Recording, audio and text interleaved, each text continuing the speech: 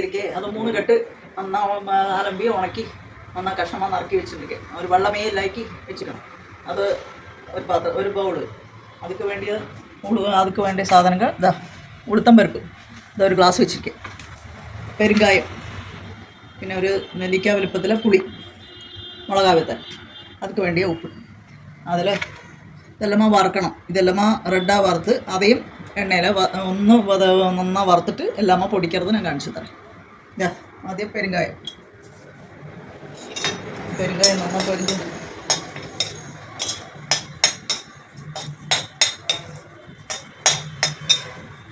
ഇതാ ഉളുത്തമ്പരിപ്പും പോടണം ഉളുത്തമ്പരിപ്പും പെരുങ്കായവും നന്നാ ചുവക്ക വറുക്കണം മുളകാ പിടിക്കെല്ലാം വറുക്കുമായിരുന്നു അത് നന്നാ റെഡ് കളറാണ് വറുത്തത് അധികം എണ്ണയൊന്നും വേണ്ട കായം പൊരിയർക്ക് മാത്രമേ വേണ്ട മുളകാവത്തിൽ പുളിയെല്ലാം നന്നാ വറുത്തിട്ട് മല്ലിയെ തനിയെ സെപ്പറേറ്റാக വറുത്തിട്ട് കാണിക്കണം கொஞ்சம் புளியும் போட்டு அது பொறுத்துலேயே வறுக்கணும் മുളകാവത്തിൽ സുമാർ 10-20 എണ്ണം വെച്ചിട്ടുണ്ട് അത് നട്ടിയോടെയേ വറുക്കണം എന്നിട്ട് വറുത്ത പിന്നെ നട്ടിയെ മുറിച്ചിട്ട് അരക്കണം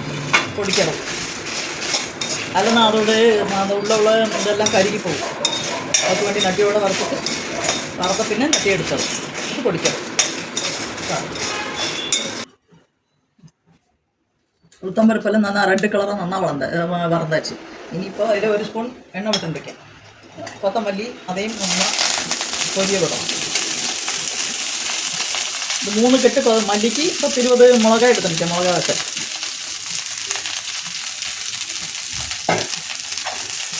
നന്നാ റോസ്റ്റാക്കി പൊടിച്ചിട്ട്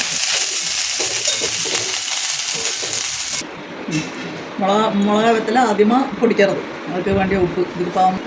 മുളകാവത്തിൽ നട്ടിയെല്ലാം എടുത്താச்சு அதுக்கு வேண்டிய உப்பும் போட்டுட்டு പൊടിക്കണം പൊടിച്ചിട്ട് ഉളുത്തമ്പരിപ്പ് എല്ലാം ഒന്നിച്ച് മിക്സ് പണി പൊടിച്ചിട്ട് മല്ലിയെ തനിயாக പൊടിച്ചിട്ട് എല്ലാം ഒന്നിച്ച് മിക്സ് பண்ணுறதை കാട്ടിത്തരാം ഉളുത്തമ്പരിപ്പ് മുളകാവത്തിലെല്ലാം அப்படி പൊടിച്ചിരിക്കും മല്ലിയും പൊടിച്ചാச்சு നീ ഇത് രണ്ടും മിക്സ് പണി പൊടിക്കണം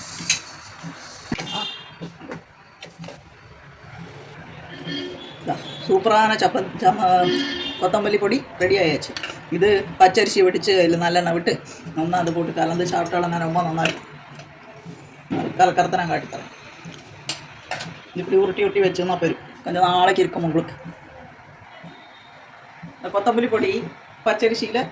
நெய்யை நல்லா உதிராக வெடிச்சு நெய் அதெல்லாம் நல்லெண்ணெய் விட்டு இதையும் போட்டு பேசி எல்லாருமே ட்ரை பண்ணி பாருங்க ஓகே